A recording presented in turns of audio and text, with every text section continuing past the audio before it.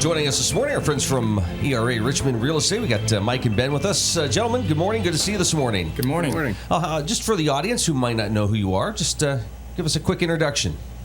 I'm Mike Crowther. I'm a real estate agent at ERA Richmond Real Estate out of the Titusville office. And this is Ben Berger. Yep. Ben here. Yep. Broker of record of ERA Richmond Real Estate. Not the owner. My grandmother, Linda Peters, is still the owner. I took over in her place for broker of record, and I work out of the Meadville office there on North Main Street. So. Well, Ben, welcome. Good to see you. Yeah. Mike, Mike, good to see you too. It seems like we were just talking about some great listings, and it's been a busy summer for you. So give us a quick update, business news, and then we'll get into what's been going on this summer. So Ben, you took over, so congratulations. Yep, thank you. So it was a slow start this winter, early in the year, but now things are just kind of picking up, and it still's going strong. I mean, it slowed down a little bit compared to last month. It seemed like everybody was busy, and you needed to ask other agents for help, and like you weren't enough being one person. Yeah, you needed to be two people at once. So it's kind of slowed down since last month, but it's still really steady right now. It's good. That's great, Mike. I think when we were talking, I think weather plays a big role in that. Winter was really hard, and I think some people were like, "Hey, when it gets a little bit better out there, we'll come and figure things out." And but it's been nice this summer so far. Yeah, I know the past couple weeks out of the Titusville office, we've been busy. Heather Schmader is the other agent in there. There's a couple other agents as well, but Heather and I have been extremely busy. I would say in the past month, we've had more foot traffic in our Titusville office than we've had the past 6 months.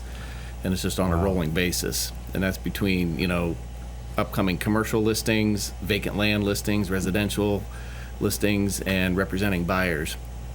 So we're busy. So maybe we can break it down into just the different markets, Titusville, Meadville, Conneaut Lake. I know that's a popular area as well. But Mike, let's start with you. This side of Crawford County, what are people looking for in terms of buyers? Are people still wanting some land? Or is it mixed up a little bit? And then we'll add the commercial side of it. I say right now between residential listings and land, it's about 50-50. I have just as many land transactions going, sellers wanting to list their property and buyers wanting to buy land. Okay, and then the residential piece, just whatever they can find. Some people are, very specific. They want to be out in the country, have a ranch home or a 2-story home with a couple acres, and then we're also getting an influx of people buying in the city of Titusville, on the outskirts. And I even had an individual from the state of Washington come back. Oh, wow. Yeah, he retired out of the military. This was his hometown, and he came in. We hit the ground running, and it took a while, but we found the right home. So, So that was my question. My next question to you is: Are these people just are they moving here for the first time, or is there a connection here, or what are you finding? I've got 2 buyers right now. Like I said, the one from the state of Washington. This was his hometown. Actually out by Corey. Okay, but he does have family in Titusville. And then I have another individual. Her and her husband are retired. They're from Oil City. They want to be, between Titusville and Seneca. And, they want to sell their house in Tennessee and come back here. So we got several buyers that are coming back to the area.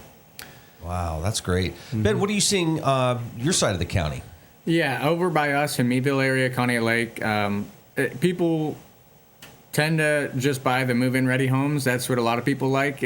Before, it seemed like if you had a fixer-upper, it seemed like everybody would kind of jump on that. Now it's kind of like investors that are jumping on those, and they're not going off the market as quick as they have been in the past couple of years. So move-in ready, you got your bathrooms all fixed up nice, remodeled those, the kitchen looks nice. That's what's flying off the market right now. As far as land goes, it depends on the area, the school district, where it's at, what's on the land. That's just how land is everywhere, I think. But for the most part, land goes pretty quick. And then commercial, I know you were touching on commercial a little bit. Commercial's just been tough in our area. I think anywhere in Crawford County it's been tough just because it's not somewhere, like Cranberry Township, Wexford, somewhere down south towards Pittsburgh, or like up in Erie even goes quick. And Crawford County, commercial doesn't seem to really you got to find the right buyer for it. It's a very niche market for that. So it's hard to find somebody, that's trying to build a new business. More to go through with a commercial property, or at least for somebody starting a business. I mean, because they have to go and present business plans and all this. Is that part of the reason it takes a little longer? Yeah, and the biggest thing is the profit and loss statement for a company that's wanting to sell it turnkey. If somebody's getting a loan, you got to make sure that the P&L can pay the mortgage on it. Okay, so that's one of the big things. But also, there's a lot of moving parts to get the commercial deal under contract from the time you list it to find the right buyer, make sure their financials can go, and then if it's going to be a right fit for that buyer. What does profit mean? Yeah, I jot this down. That's a big thing. But there's a lot of opportunities, though, aren't there? I mean, if somebody really wanted to, and you both can address this, if somebody wanted to sit down with you and say, hey, I'm interested in not starting a business, but purchasing a business, they could come in and have that conversation with you guys? Oh, yeah. I have a buyer right now that I'm working with, and he has different avenues he'd like to approach. Okay. The one business is totally different than the other one, but he's investing in them, and he's looking at all possibilities. Because I know Ben mentioned the investor piece, and I know we're seeing a lot of that here in the Titusville area, not just in commercial, but investing in rental properties, for example. Okay, but on the commercial side, there are a lot of people that they want to get a proprietorship in it, maybe bring other people on board, maybe not necessarily be there every day running the company, but have an investment in it and own it. And we're seeing some of that too. That's great. Yeah. Yeah, no, I'm seeing a lot of leads come in. Anytime you have a rental or a commercial rental, just commercial property in general, you get a lot of leads that are investors from out of state. They just kind of want to know, profit and loss, and kind of want to take part in this area. Yeah, and they obviously have a right to figure that out and know what they're getting involved with. Oh, yeah. Do you ever, are you ever out maybe at the store and you hear people talking about, I hear this property is going to be this, and you're like, in your mind thinking, no, it's way off. Yeah, occasionally you hear something like that. Yeah. So any specific properties you want to bring up to highlight? Is there anything, Titusville, Meadville, again, Connie Lake? And I guess, what is your reach? How far do you go? We go quite a ways. Yeah. Technically there isn't a limit. We can go anywhere in Pennsylvania, but our area, at least my mom and I kind of work together, and she'll go as far as Erie. I've shown houses down in Sharon before. Oh, wow. So it just depends on what you're comfortable with, because as a real estate agent, you're there for the buyer and the seller, and you want to be helpful to them. So if you're showing houses out in Harrisburg, not that you would go there, but if you did, it's got to be cost effective. Yeah. And you don't really know that market anyway, so there's no point in going or trying to sell something. You might as well just refer it out. So we try to help people the best we can, and we try to stick to our market, which is typically, for my mother and I, Erie County, Crawford County, and maybe a little bit of Mercer County. Well, if you get a list of all the counties you got that we cover with all three offices, Meadville, Connie Lake, and Titusville, you got Erie, Crawford, Warren, Venango, Mercer, Forest, sometimes Allegheny, but there's almost 8 counties at Warren County that we cover, because right here, Warren County, Venango County, Crawford County, Forest County, Mercer, you're out there a little bit, but there's 5 counties right there that we cover right here. Yeah, in a short radius. Yeah. And I know, because last week I hit almost all 5 of them. We're past 2 weeks, hit all 5 of them counties. Wow. And then, like he said, there's a buyer that I have that they want to be down the Slippery Rock area. They're from here, but they want to be down there. And I know an agent down in that area, and just to do that buyer due diligence, if something pops up on the market, I'm 45 minutes away, refer it out. You got to take care of your buyer that way. So, the network is huge. Even though it might be an agent out of our office, we still network to take care of our clients. And that has to make you feel good, knowing that somebody appreciates what you've done for them and they want to work with you, right? But it's also like, okay, well, there's somebody down there that might be able to do it a little bit better, handle it. They'll know the area a little bit more. So and this is really cool because again, every day is probably different for you guys. But you mentioned, people wanting to move in and have a house that's sort of ready to go. Is that what you're advising people that are on the selling side of things? Like when you're going through and checking out a property with somebody and they're getting ready to sell, are you also providing them with information like, here, I think you guys should, maybe get this fixed or do this? What's that process like? Yeah, so it all depends. Not everyone is the same. Like you said, every day is different. Yeah. And if it was black and white, I could read it out of a book. I could just give every seller, a little picture book and tell them what to do exactly, and their house will sell right away. But it's not that easy. So it just depends. Some sellers are really adamant that they want your help. They want you to tell them exactly what to do on everything. Other ones are like, this is what it is. I'm going to sell it as is. I don't really care. But the ones that do want help, we'll give them pointers. If the paint's looking a little rough and everything else looks good, we'll tell them maybe to throw down some paint. Or if they're talking about the flooring, it looks bad. It just depends on the property. Sometimes we'll tell them, yeah, new flooring will actually really help this thing sell. Or other times it's just like, well, the rest of the house isn't, all that great. So I would just leave it and, let the buyer have their own imagination. But we try to help them out the best we can. Again, the biggest things that sell are redoing bathrooms and kitchens. That's really the biggest point in our area. A new bathroom and a new kitchen will make it look good. And there's a few things that, mechanical-wise, that you always point out, regardless of the condition of the house. For example, hot water heater.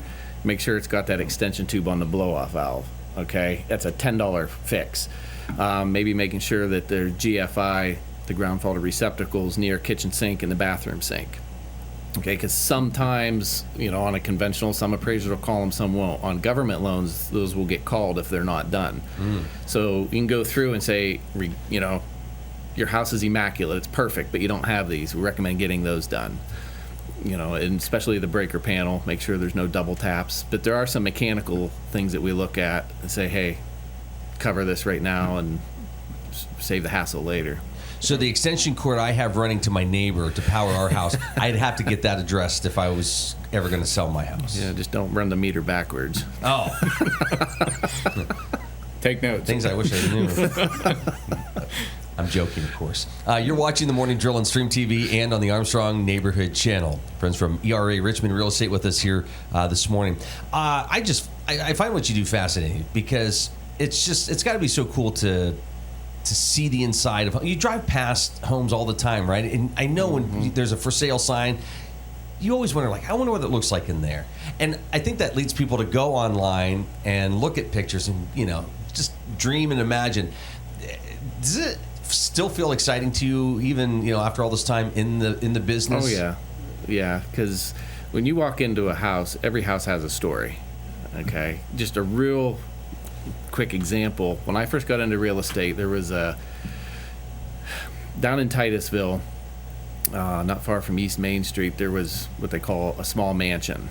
Okay, and another agent had it listed. I showed the buyers, but the sellers were there, and they were two sisters, and they wanted to sell. They were from Florida.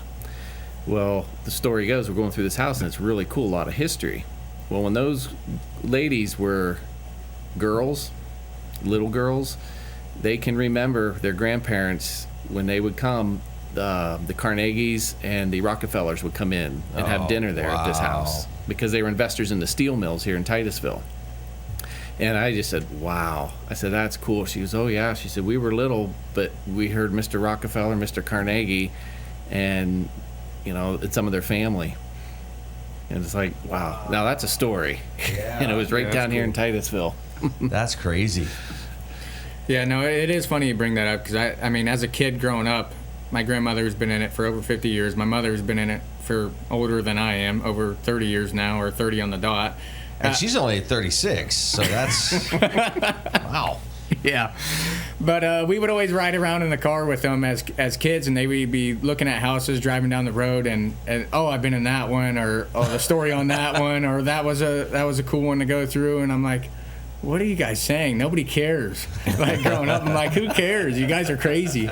But now when I'm driving down the road and I have a friend in the car, we're going somewhere, I'm like, oh yeah, I sold that one. I've been in that one. That one was a fun sale, or that one was a tough one to sell, they're probably thinking the same thing I was as a kid in the car. They're like, dude, cool for you. Like nobody cares, man. Yeah, but I do you ever go through a property and in the back of your mind you're thinking, boy, I think I'd like to take this. This is. Oh yeah. Yeah, I'm always texting my wife saying, "You're gonna love this place." Yeah. So how many houses am I gonna love? She's just, especially ones out in the country that are cabiny style. Yeah. And she's even got to the point. I've been doing this 5 years now. I got licensed 5 years in July 20th. I've been with the company 5 years. Wow. Congrats. Yeah, thanks. I just forgot about that. But anyways, my wife, she'll be driving somewhere, or she'll text me. She says, "Hey, there's a for sale by owner." And sometimes you call and you get the listing, but she keeps her eye out too. I think we've talked about this before, Mike, but Ben, maybe you can chime in on this. There are people that will try to sell a property on their own, right? But there's probably a lot of things they're not factoring in, right? So why should they be reaching out and having a conversation with you guys? Yeah, right. So I always tell people, if you want to sell it on your own and you're comfortable doing that, you've done it before, go for it. It doesn't hurt my feelings for you to do that. We're just here. Agents are here for you to help the transaction move smoothly, try to get you the most money that you can for your property. Sometimes you'll see for sale by owners, they'll have them listed way too high. Then it sits a long time, and then they end up getting less than what they probably could have gotten for it if they would have been in the right price to begin with or marketed the right way. So we're there to try to get you the most money you possibly can for your house. And also, like I said, I hear of all the time for sale by owners, they'll be selling it and say, "I'll never do that again. I'm going to use an agent next time," because they had just a massive headache trying to do it on their own. And that I'm not saying, you have to use an agent, but if you don't want that headache or you want to be stress free and have us handle everything for you, then that's when you would want to use an agent. So we're there to just help you out the best we can, make everything move smoothly. Most profit for the seller, least amount of time, least amount of hassle. Yep. That you try to. Yeah. I've had several people reach out to me and say they're going to list it themselves. They go to Walmart, do the for sale by owner, and a couple weeks later, they're like, "Okay, get this done," because we take it off their plate. We sign the papers, do what we got to do to get it listed. And then, wait for the phone call. We'll let you know when the showings are. Here's an offer or multiple offers. Let's go from there.